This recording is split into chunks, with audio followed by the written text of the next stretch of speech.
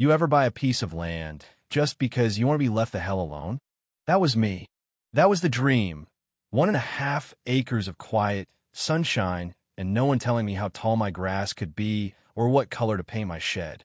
Dry dirt underfoot, a breeze that actually smelled clean, and the closest HOA comfortably on the other side of the ridge. Or so I thought, anyway. Turns out, peace and quiet is a pretty fragile thing if there's a Karen on the other side of the property line. It started with a knock. Not a friendly, welcome to the neighborhood, knock either. I was out by the wellhead, fiddling with the pressure valves, one of those good chores where you get your hands dirty and you feel like you've accomplished something, when I saw her for the first time. You know the type. Blouse buttoned up so high it was a hazard, clipboard clutched like a weapon, and that helmet of blonde hair that didn't move even when the wind kicked up. She had that smile, banker about to deny a loan. Introduced herself as Karen Blake, president of the Sun Mesa Ridge HOA. I introduced myself as the guy who doesn't give a damn. She didn't laugh, just handed me a folder labeled voluntary membership offer. I thumbed through it. Community harmony, aesthetic standards, preferred vendor access. It read like a cult pamphlet for people who collect patio cushions. I handed it right back. Not interested. She blinked, almost like I'd insulted her entire bloodline. Well, perhaps you don't realize the benefits, she said, launching into some song and dance about collective bargaining, lower taxes, architectural review committees. I cut her off. Karen, I've got my own well, septic, power, everything. My property isn't in your HOA. Never will be. For a second, something flickered behind her eyes, not anger, more like someone calculating the price of a headache. She gave a little nod and walked off with that special kind of stiff, offended determination that says, I'll be back. A week goes by, dead quiet. Too quiet. Then, one night, right between sunset and when I usually drift off listening to the police scanner, the power goes out. Just a flicker, but enough to kill my battery backup. Leave me groping around in the dark like a fool. I'm thinking, all right, maybe a coyote got curious. I slip on my boots, grab a flashlight, and check my junction box. Sealed steel, keypad locked, password protected. Except when I open it, I find one of the main feeder cables cleanly severed. Not chewed, not yanked, cut. Like with bolt cutters. Someone who knew exactly what they were doing. I fixed it, changed the code, and didn't say a word. Not to a soul. But I did go out and buy a motion camera. Mounted it just above the box, discreet. 2 days later, I checked the feed dead. Not disconnected. Just blacked out. On inspection, I find gray spray, paint over the lens. Whoever did it climbed up, found the blind spot, took their sweet time. No fingerprints. Just a big fat screw you in aerosol. Round 2, new camera, this time hidden. No blinking lights, no wires. Ran it off a solar panel disguised as a vent. Still, a week later, another blackout. I checked the footage, video cuts at 2:34 a.m., nothing but static. At this point, I'm getting pissed. I call my buddy from the grid. Guy's worked as a lineman since the dawn of time. He takes one look at the cut and just shakes his head. Not random. Whoever did this knows exactly what not to hit. I didn't need him to say the word. Sabotage. At that moment, I stopped pretending it was just bad luck. Someone had started a quiet war, and there was only one person in the valley with both the motive and the obsession to pull it off. Karen. But I didn't call the sheriff. I didn't go ranting on Facebook. You don't whine. You reinforce your perimeter, and maybe, just maybe, you dig a trap or two. By the third blackout, I was done playing nice. I bought 2 infrared cameras, no glow, no blink, battery banks I built myself.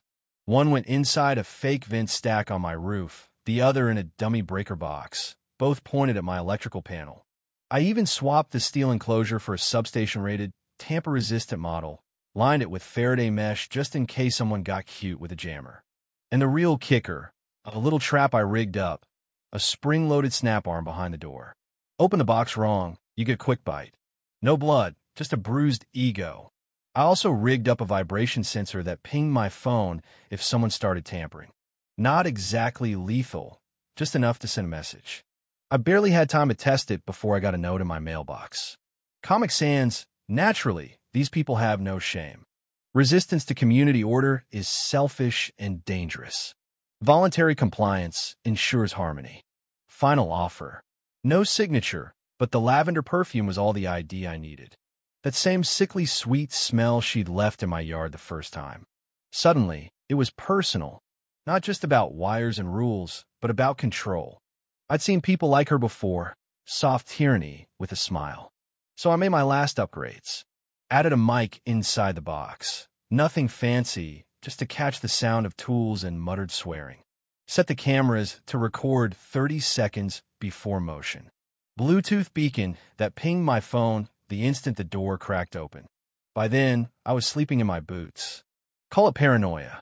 I call it readiness. Didn't have to wait long. The alert came at 2:43 a.m. One buzz, then another. Boots on, jacket grab, keys and sidearm in hand. Don't judge me. It's the desert at 3 a.m. And weird things happen. I tap on Jake's door, old Marine buddy, crashed in my place sometimes. Movement at the panel, I say. He's up before I finish the sentence. We head out, no words needed. We round the shed, moon's low, shadows thick, and there she is, crouched in front of my breaker box, bolt cutters glinting in one hand, flashlight in the other. Her SUV hidden in the bushes, engine ticking hot.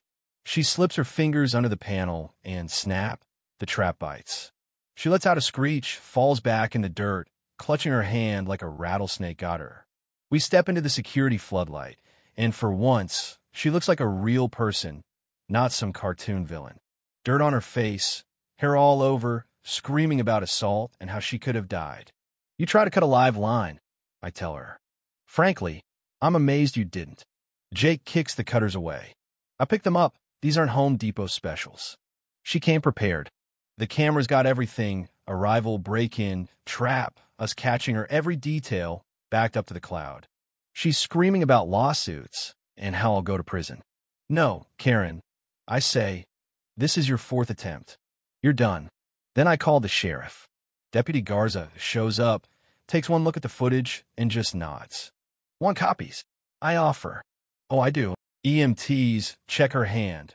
Bruised, nothing broken, but she milks it for all it's worth. She tries to claim she was inspecting a hazard. Garza just looks at her, deadpan, with bolt cutters and a flashlight, at 3 a.m. She tries to answer, but words fail her. Garza takes his time, checks the warnings on my panel, the tamper sensors, everything legal.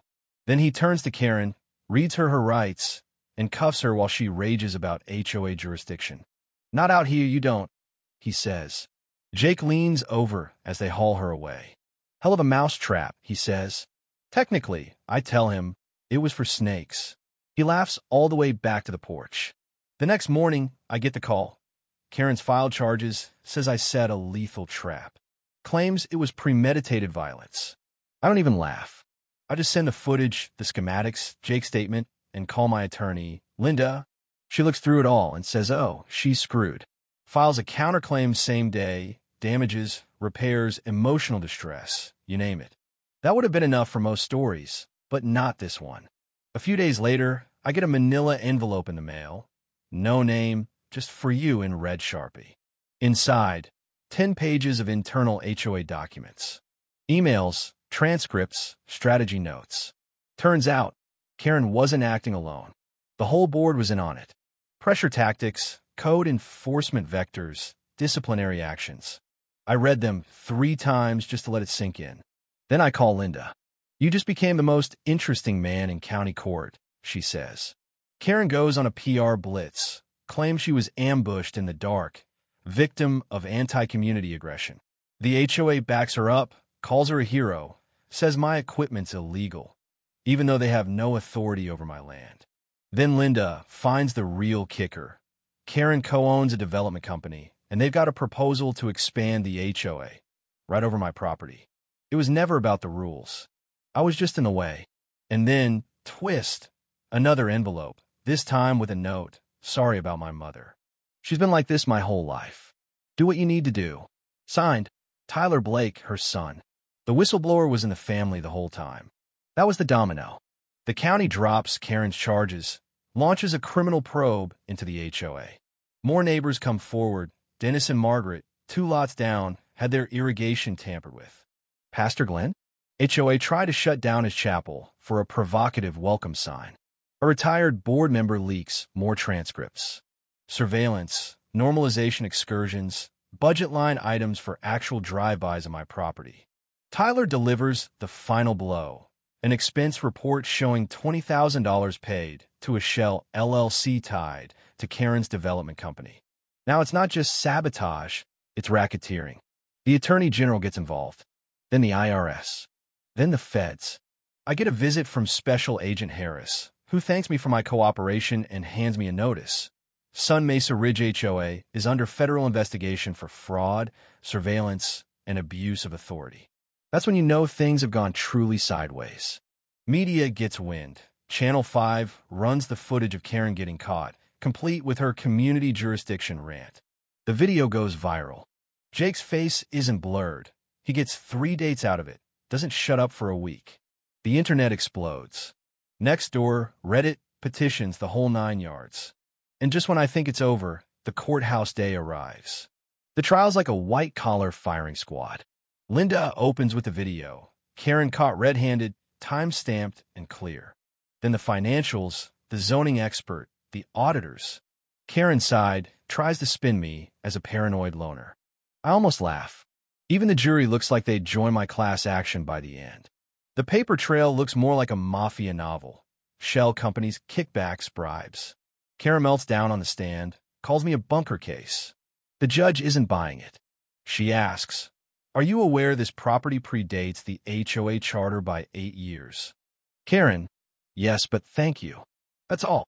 Verdict, guilty on all counts. Karen gets 3 years, has to pay me $95,000. Her company's under IRS review, her assets frozen, and Sun Mesa Ridge, HOA, dissolved. The county takes over. Karen's house goes up for auction. I don't buy it. A trust corporation I manage does. Quiet move. No drama. Just a granite slab at the property line. Here ends the territory of Karen. Beyond this point begins common sense. Jake says it's a tombstone. He's not wrong. 6 months later, I'm at a private land rights conference in Phoenix, demoing my little invention, the non-lethal breaker box Mousetrap. People line up to shake my hand, swap stories. A woman from Texas tells me her HOA fined her 4 aggressive lavender. A vet from Oregon wants to buy my blueprints. Some guy calls me Batman and runs off. Tyler moves out of state, starts a nonprofit for HOA transparency. Calls it Block Watchdog. Jake's still hanging around, telling me to write a book. I tell him I prefer circuits to stories. But then, one day, I see a YouTube video, Karen versus the Mousetrap, HOA fail compilation. Cartoon animation of a furious blonde getting zapped by a breaker box. 6.4 million views. Comment section going nuts. She thought she ran the street. He wired the street. Legend says the granite marker is now a Pokemon gym. I laugh so hard I nearly spill my coffee. So here's my question for you. What would you have done if someone tried to turn your sanctuary into their little empire? Where do you draw the line between community and control, justice and revenge? Tell me your wildest HOA story down below. What's fair, what's foul, and where you'd plant your own granite tombstone. And hey, don't forget, some fences aren't just about keeping people out. Sometimes they're about making a point. And on my land, the only sign at the gate says, "Private property, no clipboards beyond this point."